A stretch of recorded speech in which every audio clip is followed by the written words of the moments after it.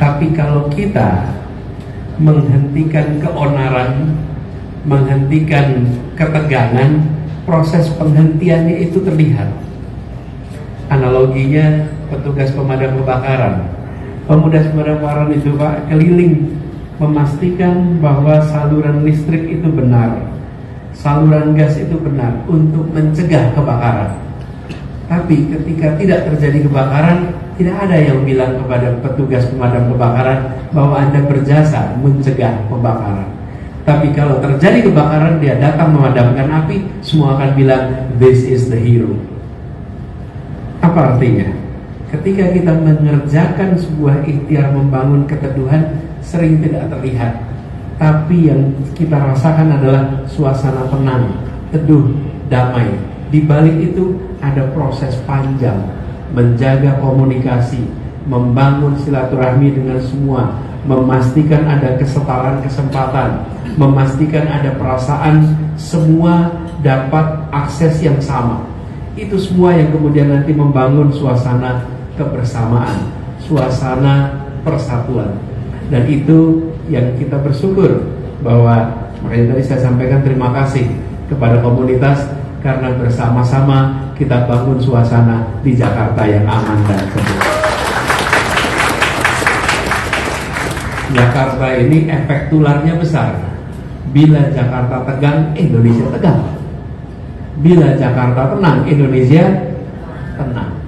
Dan ini kita harus jaga terus ke depan. Karena itu kami, Bapak sekalian, sekarang menjalani sebuah tugas yang baru, tugas yang cukup besar. Dan saya tadi terlewat belum menyampaikan, saya mohon maaf datangnya terlambat karena pada malam hari ini ada tambahan acara yang tak terencana sebelumnya ketika kegiatan direncanakan, yaitu koalisi perubahan yang terdiri dari 3 partai, Partai Nasdem, Partai PKS, dan PKB. Pada malam hari ini PKS secara resmi mendeklarasikan capres yang calon wakil presiden. Jadi sepanjang acara saya lihat zamannya terus juga. Mudah-mudahan nggak telat terlalu juga ke acara COVID, dan bersyukur bisa sampai di sini bersama-sama dengan Bapak Ibu sekalian. Jadi Bapak Ibu sekalian saya hormati, Indonesia kita yang sangat kaya ini, itu harus dijaga perasaan kebersamaannya. Karena itulah kenapa nama koalisinya juga Koalisi Perubahan untuk Persatuan. Karena kita ingin perubahan-perubahan yang kita lakukan, semoga bila nanti diberikan kesempatan, adalah perubahan yang membuat kita lebih kuat persatuannya. Kita sebuah bangsa yang sebarannya amat luas, baik itu sebaran secara geografis, sebaran secara suku bangsa, yang itu membuat tantangan untuk menjaga persatuan menjadi besar. Tapi kita punya bekal yang luar biasa. Satu adalah bahasa. Hari ini kita bisa ngobrol dengan siapa saja tanpa harus pakai penerjemah. Ini adalah sebuah rahmah yang kadang-kadang kita take it for granted, bahwa segala macam suku bangsa punya bahasa beda-beda, tapi ketika kita berkumpul, kita menggunakan bahasa persatuan yang sama. Itu tidak ditemukan di tempat lain. Bahasa yang memberikan perasaan kesetaraan itu memperkuat itu. Dan yang tidak kalah penting Bapak sekalian, menjaga persatuan ini harus dengan memberikan kesetaraan kesempatan. Jangan sampai negara hadir hanya untuk memberikan kesempatan kepada satu kelompok dan tidak pada kelompok yang lain.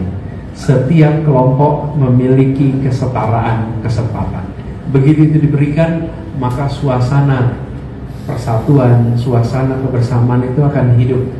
Bahkan Bapak Ibu sekalian yang saya hormati, bila kita ingat para pendiri Republik ini, kalau kita buka catatan perdebatan, mereka itu tidak pernah Bapak Ibu menggunakan istilah minoritas, tidak pernah menggunakan istilah mayoritas. Mereka menggunakan istilah golongan. Apa yang membedakan? Kata golongan tidak mengindikasikan ukuran, kata minoritas dan mayoritas mengindikasikan ukuran. Dalam perdebatan pendirian republik dikatakan bahwa republik ini didirikan, dibangun untuk semua golongan, memberikan kesempatan kepada semua golongan, bukan untuk golongan A, B, C. Disebut itu eksplisit. Karena itu sekitar 10 tahun yang lalu saya pernah menulis sebuah artikel di Kompas. Dalam sebuah artikel itu nanti saya kirim beberapa tulisannya, tapi dalam pembuka itu saya tulis begini, Pak. Republik ini tidak didirikan untuk melindungi minoritas. Republik ini tidak didirikan untuk melindungi mayoritas. Republik ini didirikan untuk melindungi setiap anak bangsa. Jadi kita bicara tentang setiap anak bangsa punya kesetaraan kesempatan. Saya perlu sampaikan, ini bukan pikiran yang disampaikan ketika maju pilpres, Bapak Ibu. Ini adalah pikiran yang sudah ada berapa ya, kira-kira 13 tahun, 14 tahun lalu yang saya tulis. Pesan tentang judulnya tenun kebangsaan. Dan ini harus dijaga, tenun itu seperti istilahnya rajutan itu. Warna-warni itu indah ketika dia dalam harmoni.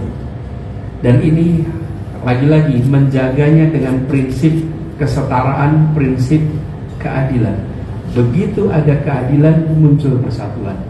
Bila ada ketimpangan, sulit membangun persatuan.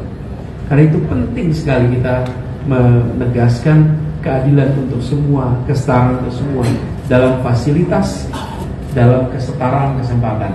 Termasuk ketika teman-teman di INTI waktu itu beberapa tahun yang lalu memiliki gagasan untuk membangun kembali gerbang pecinan, gerbang di Chinatown. Apa yang muncul waktu itu? Gagasan. Sudah lama harapan itu diungkapkan. Dan waktu itu saya sampaikan bahwa kota ini adalah kota yang punya sejarah banyak dan panjang. Dan tiap-tiap wilayah punya sejarahnya. Izinkan sejarah yang ada di tempat itu bisa ditumbuhkan dan menjadi sejarah baru untuk perjalanan ke depan, termasuk di kawasan Chinatown. Dan kemudian tadi saya bersyukur lihat gambarnya itu sudah hadir. Diresmikan bulan apa ya waktu itu ya, Pak? Juni ya, bulan Juni tahun lalu. Dan ini menandai bahwa kita ingin kota ini mencerminkan perasaan itu. Nah, sekarang ke depan kita ingin Indonesia yang punya perasaan kesetaraan yang sama. Dan itu artinya ini harus diusahakan sebagaimana kita bekerja sama kemarin di Jakarta. Jadi ketika saya mendengar komunitas masyarakat Indonesia Tionghoa menyampaikan siap untuk bekerja bersama, yuk kita bangun Indonesia yang suasana ketenangan, keteduhan, kedamaian dibangun sebagaimana dikerjakan kemarin ketika di Jakarta. Saya sering sampaikan, kalau bicara tentang besok itu bisa mengatakan apa saja. Yang mengungkapkan tidak perlu bawa bukti, yang membantah juga tidak punya bukti untuk membantah, karena bicara tentang masa depan. Tapi bila bicara tentang yang sudah dikerjakan, maka itu menjadi sebuah dasar untuk kita memprediksi ke depan. Itulah sebabnya Bapak Ibu juga kalau merekrut seseorang pasti tanya, sudah mengerjakan apa? Bukan tanya besok mau melakukan apa. Karena kalau besok mau melakukan apa, yang Bapak wawancara bisa ngarang apa saja. Dan sebagai pewawancara, Bapak tidak bisa bantah karangan itu, karena itu adalah tentang masa depan. Tapi kalau besok sudah mengerjakan apa, maka itu adalah proyektor terbaik, prediktor terbaik atas apa yang akan dikerjakan di masa depan. Dan itu yang sekarang kami tawarkan kepada masyarakat Indonesia. Kami menyampaikan, inilah apa yang pernah dikerjakan, inilah cara mengerjakannya, inilah faktanya, dan mari kita sama-sama berharap bahwa ini bisa kita kerjakan sama-sama di level nasional. Hal terakhir sekalian yang saya ingin sampaikan terkait dengan konsep keindonesiaan. Saya pernah ungkapkan ini dalam pertemuan inti kira-kira setahun yang lalu. Kalau boleh saya ulang dalam kesempatan ini. Saya membayangkan Indonesia ini seperti sebuah persenyawaan. Persenyawaan itu adalah tergabungnya dua unsur atau lebih yang dia membentuk unsur baru. Kalau percampuran tidak membentuk unsur baru, tapi kalau persenyawaan dia membentuk unsur baru. Air itu adalah persenyawaan. Apa persenyawaannya? Hidrogen dengan oksigen. Kita menyebutnya H2O. Hidrogen dan oksigen. Air itu bukan hidrogen dan air itu bukan oksigen. Tapi dalam air ada hidrogen, dalam air ada oksigen. Perhatikan bangsa Indonesia. Bangsa Indonesia ini dibentuk dari unsur-unsur yang ada. Unsur-unsur bercampur, bersenyawa, menghasilkan entitas baru bernama Indonesia. Dalam Indonesia ada Batak, ya. Ada Sunda, ya. Ada Minahasa, ya. Ada Timor, ya. Tapi Indonesia bukan Batak, Indonesia bukan Sunda, Indonesia bukan Timor, Indonesia bukan Manado. Indonesia adalah entitas baru yang muncul dari persenyawaan itu. Karena itu penting bagi kita untuk hari ini menjaga persenyawaannya. Seringkali kita tanpa sadar bicara air tapi yang ditonjolkan oksigennya, bicara air tapi yang ditonjolkan hidrogennya. Padahal dia sudah tidak lagi menjadi hidrogen saja, dia tidak menjadi oksigen saja, dia sudah menjadi unsur baru. Kalau makanan sebagai analogi, barangkali yang tepat itu contohnya kolak. Kenapa contohnya kolak? Karena kalau saya sebut nasi goreng itu unsurnya bukan hanya nasi, seakan itu hanya nasi yang digoreng.